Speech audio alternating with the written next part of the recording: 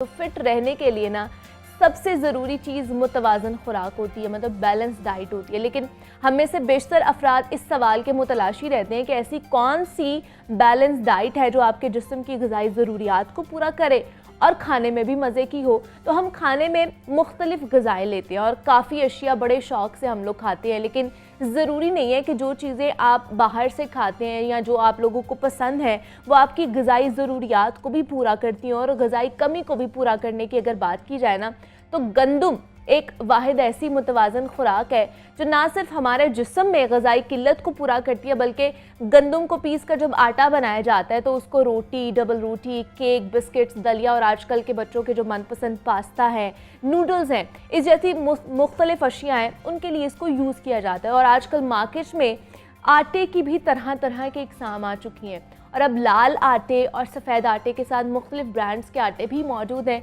जिसमें अज्जा को बुनियाद बनाकर मनमानी कीमतें वसूल की जा रही हैं। और वैसे भी आपको पता है कि आटे, रोटी और नान की कीमतें आवाम की पहुंच से इस वक्त दूर होती जा रही हैं। तो अब सवाल ये पैदा होता है कि कौन सा आटा इस्तेमाल किया जाए जिससे हमारी ग़िज़ाई ज़रूरियात भी पूरी हो जाए और खाने में भी वो लजीज हो। तो इस पर आज हम बात करेंगे। डॉक्टर सहर चावला, क्लिनिकल न्यूट्रिशनिस्ट, हमारे साथ मौजूद है। डॉक्टर सहर, आपको वेलकम कहती हूँ जागो लाहौर में। कैसी हैं आप? ठीक ठाक, अस्सलाम वालेकुम। वालेकुम अस्सलाम। बिल्कुल ठीक, आप कैसी हैं? मैं भी बिल्कुल ठीक ठाक। डॉक्टर सहर, आटे के हवाले से आज हम बात करेंगे कि कौन सा आटा हमारे जिस्म के लिए अच्छा है, जो हमारी न्यूट्रिएंट वैल्यूज़ जो है वो तमाम तर पूरी करें।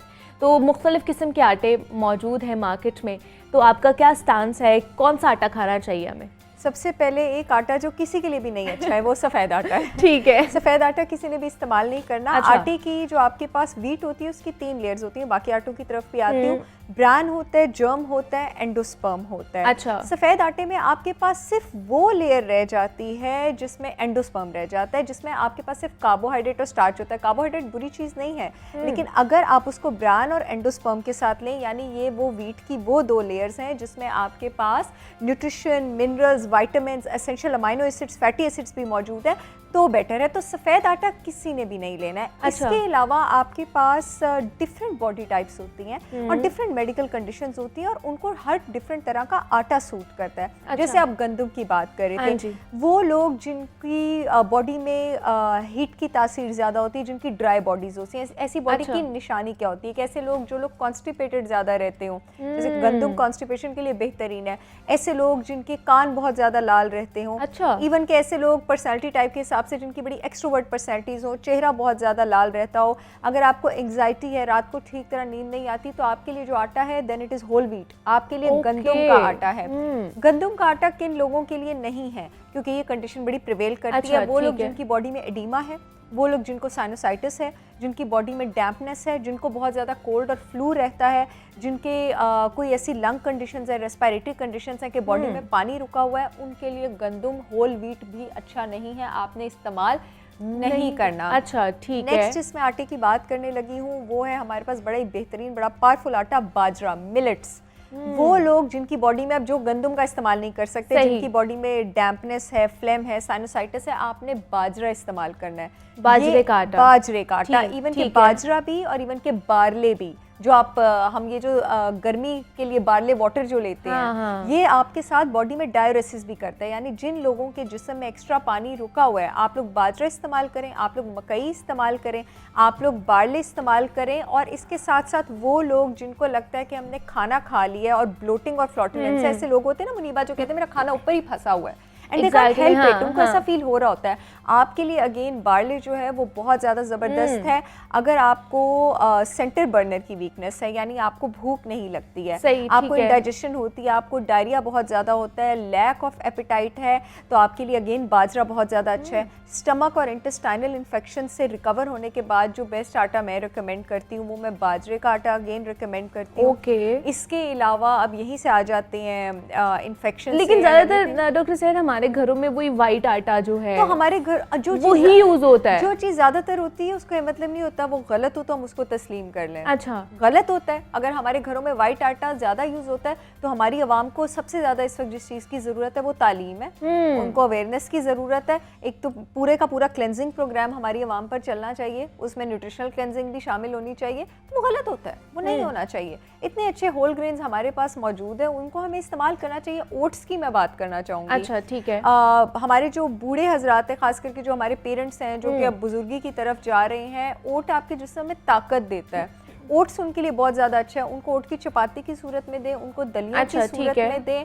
और ओट सिर्फ उन लोगों ने इस्तेमाल नहीं करना जिनकी बॉडी में हीट सिम्टम्स हैं, यानी जिनको एंग्जाइटी है, नर्वसनेस है, जिगर में गर्मी है, चेहरे में रेडनेस है, यानी जिन लोगों ने वीट इस्तेमाल करना था इन कंडीशंस के लिए वो ओट इस्तेमाल नहीं करेंगे। ओट की तासीर गर्म होगी।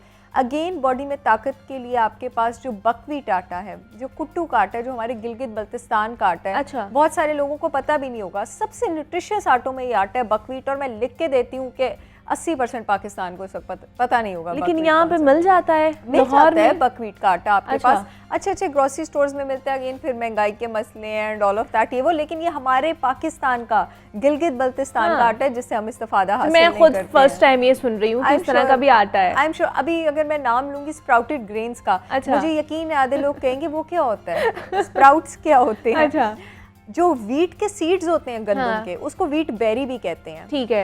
अब जो सीड होता है ना, उसमें अल्लाह ताला की तरफ से ताकत होती है कि बहुत सारी न्यूट्रिशन लॉक करके रख सकता है। लेकिन उस सीड में मौजूद होता है ऐसा एलिमेंट जो उस न्यूट्रिशन को बाहर नहीं निकलने देता, जिस्म में नहीं आने देता, उसको कहते हैं फाइटिक एसिड। जब आप उस सीड को स्प्राउट कर देते हैं तो वो उसका न्यूट्रिएंट अनलॉक हो जाता है, क्योंकि फाइटिक एसिड को तोड़ने वाला एंजाइम एक्टिवेट हो जाता है। इसको कहते हैं स्प्राउटिंग का प्रोसेस, और ऐसे आटे बनने को कहते हैं स्प्राउटेड ग्रेन। ये खाने वाले लोग सबसे ज्यादा हेल्दी होते हैं। इनफैक्ट जो मेरे क्लाइंट्स हैं पाकिस्तानी जो बाहर के मुल्कों में, वो तो स्प्राउटेड ब्रेड के अलावा खाते, वहाँ पे अवेयरनेस ज्यादा ना इन चीजों के लिए। लेकिन आप इसको घर में बना सकते हैं, कोई बड़ी ऐसी महंगी चीज नहीं। आप वीट सीड्स लें, आप वीट बेरीज लें, आप उसको एक बॉटल जार में डालें, ग्लास में, उसको पानी से भरें, उसको आप कॉटन मलमल के कपड़े से आप उसको ढक दें। 3-4 दिन के लिए आप उसको किसी अंधेरे कमरे में रख दें। अगर आप बहुत नमी वाले इलाके में रहते हैं, जैसे कराची वगैरह जहाँ ह्यूमिडिटी है, हो सकता है आपको उसको दिन में 2 से 3 बार रिंस करना पड़े, चेक करना पड़े कि उसमें फंगस ग्रोथ तो नहीं हो गई। लाहौर जैसे इलाके में रहते हैं, उसको दिन में आप एक बार जो है चेक कर लें, उसको रिंस कर लें। 3 से 4 दिन बाद आप देखेंगे उन सीड्स में से वाइट ऐसे डंडियां निकलना शुरू हो जाएंगी। ये स्प्राउट्स हैं। अगर अब आप अपनी रूटीन में, ये वो लोग जो डाइटिंग करते हैं, डाइटिंग से मुराद हेल्दी डाइट खाते हैं, रोटी नहीं खाते, अगर आप इन स्प्राउट्स को शामिल कर लेते हैं ना अपने सैलड्स में, तो आप ग्रेन का भरपूर फायदा उठाएंगे। बल्कि आपको चक्की का आटा, जिसमें आटे की 3 लेयर्स मौजूद हैं, वो इतनी अफादियत नहीं दे सकेगा जितनी आपको ये स्प्राउट्स अफादियत दे देंगे। मैं इस पर अपने मैं वैसे भी बात करती रहती हूँ इस पर, पॉडकास्ट वगैरह में भी, अपने यूट्यूब चैनल पर भी, कि स्प्राउटेड ब्रेड बनाएं, स्प्राउटेड ग्रेन्स बनाएं। और आपको बाजार से अगर नहीं मिलता, वैसे कुछ अच्छी बेकरीज में ये मौजूद भी है, लेकिन अगर नहीं भी मिलता, आप अपने कॉफी ग्राइंडर में वीट बेरीज को ग्राइंड करके आप अपना आटा, अपनी ब्रेड बना सकते हैं। तो यू कैन गेट, हमारे पास ऑप्शंस मौजूद होते हैं, लेकिन हम लोग उस तरफ जा नहीं रहे होते। एक तो अवेयरनेस भी तो नहीं है ना इन चीजों की, इसलिए भी तो कुछ 2-3 साल हुए लोगों को पता लगे जी जौ की भी रोटी खाई जा सकती है, जवार की भी खाई जा सकती है, बाजरे की भी खाई जा सकती है। उससे wheat is amazing, whole wheat is amazing जिन लोगों को जरूरत है उनके लिए। लेकिन आटे में बहुत सारी ऑप्शंस हैं।